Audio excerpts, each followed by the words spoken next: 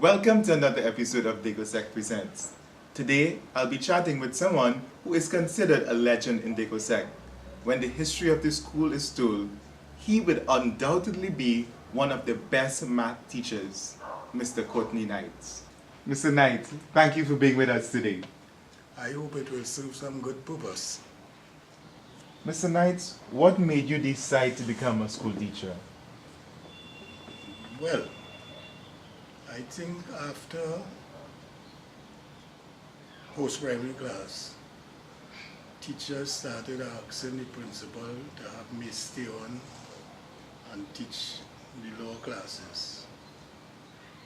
And after that, you had a case where the teachers started putting money together to pay me at the end of the month.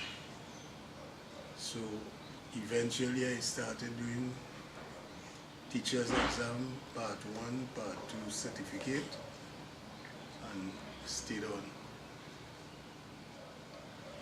Was it something you ever thought about doing before you actually started teaching, or was there another career you had in mind when you were younger? Yeah, excuse.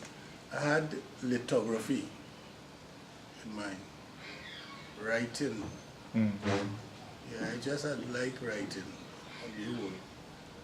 And then when I got into the teaching, actually, I forgot everything else.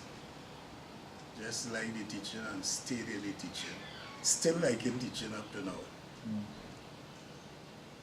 How did you make the shift from primary school to secondary school? While at primary school, there was a teacher who gave lessons to secondary school children.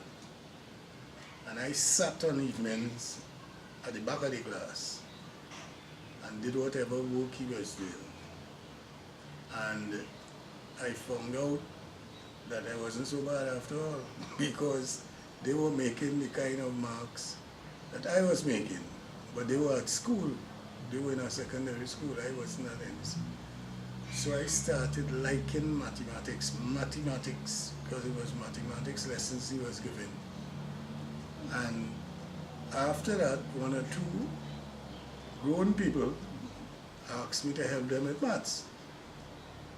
And it's from there I started looking at how could I get on to secondary school.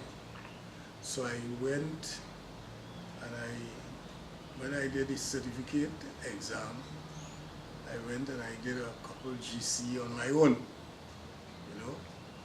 including maths, of course.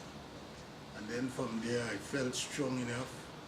I went on to UE, did the maths exams, found them very challenging, but getting through all of them. And so I started teaching in secondary school. Now, you were at DEOS for about 18 years. What did you like most about that school? That's a hell of a question. What I like most was, I would say, what I like most. Did I like anything better than the other? If I say the truth, you wouldn't believe it. I like the linemen. That is, to be honest, because we had a nice group. I find we used to socialize a lot. And that really was the part that I liked the most. I mean, you had your work to do. You had the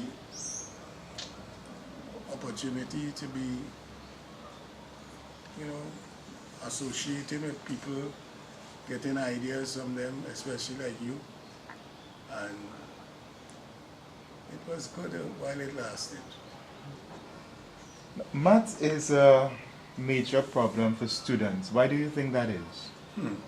Easy to answer that, man. I think one of the major problems is that children don't know tables. Okay. And because of that, they're not quick thinkers.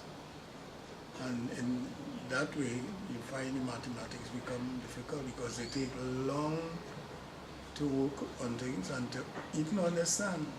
I don't want to go into that field of literacy because that is not my field. I think they don't read. So even though they read something, they may not understand it. So there is a problem, and the tables major problem. Reading and understanding, the next problem. And I see that all the time. It's not a question of it was so. It is so and continues to be so. And Mr. Knight, you gave lessons, and you still do give lessons. Did you find a difference between the DEGOSEC student and the other students you taught, particularly those who came from the so-called prestige schools? I like the term so-called prestige. Well, let me say at the inception, yes. You had those people coming from like St. Mary's College, Bishops, Holy Name. They were outstanding students. But at present, they have leveled off. Diego Martin Sec, Bishops, any one of them, they are on the same level. Nobody is outshining anybody. Today, a Bishop student might top. Tomorrow, Diego Sec student might top. And there is no real distinction anymore. But there was a marked difference in the students in the so-called prestige school and DEGOSEC students. From your years teaching at DEGOSEC, is there any student who stands out as being very good at math or even excellent at math? There was a girl that I had in mind and never got back to her name. She was very, very quiet, very unassuming, but very good at maths. I never got back her name. I checked all my books, and I have plenty books from school. I didn't get her name. But I remember Keith Charles. He went to St. Mary's College after he left DEOSEC, and he was outstanding. And there was a girl by the name of Debbie Charles, no relationship. She left DEGOSEC and went to St. Francois. Also did well. So those two I could remember offhand, but the one in particular who I was thinking about, she was very good and very unassuming. You would never think she was a student so excellent. Now it's been 15 years since you've retired. Yep. Have you seen Happily retired.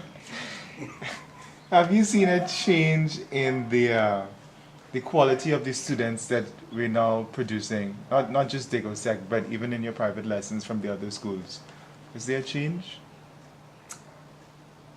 I don't like to comment on those things, but really and truly, the children now do not concentrate on work. Their minds are fixed on, I think, trends, clothes, and the parents help them out with that. So you're not getting children really interested in book work.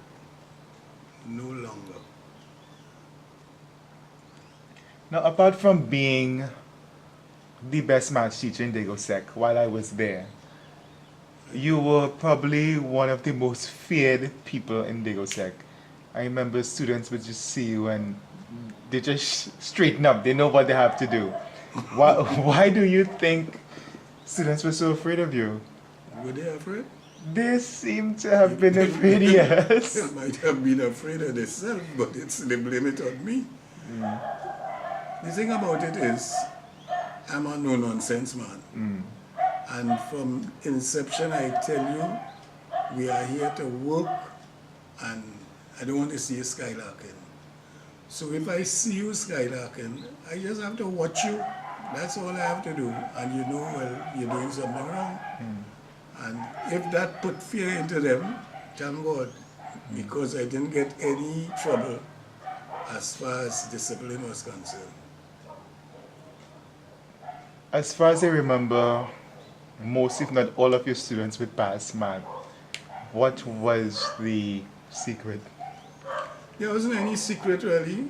I just like doing the work. And I got students, you remember, they had A group and B group. And I got the A group most of the time. And those children really worked. And they like working because they will come in lunchtime and sit down and work. They will come from home next day and say, sir, try that, how you think of them? And those were the kind of children you had before, children who were working. But as I said, now, that gone through the door. When will you stop teaching math, do you think? When the Almighty said, time for you to stop. I have been telling myself I'm going to stop next year, and it's always a next year and a next year. But when I lie down in the night and I say my prayers and I think, I say, God give you strength. And as long as you have that strength, continue to help these children. That is my philosophy. Otherwise I would have stopped a long time. As long as I'm feeling strong and healthy, I'll continue. And when the Almighty says, time to stop, I don't mean when you're dead, but you'll start feeling it, the body will tell you, hey, stop. Right now I'm not feeling that way, so I'm continuing. Mr. Knight, thank you so much for being with us today. Thanks for coming.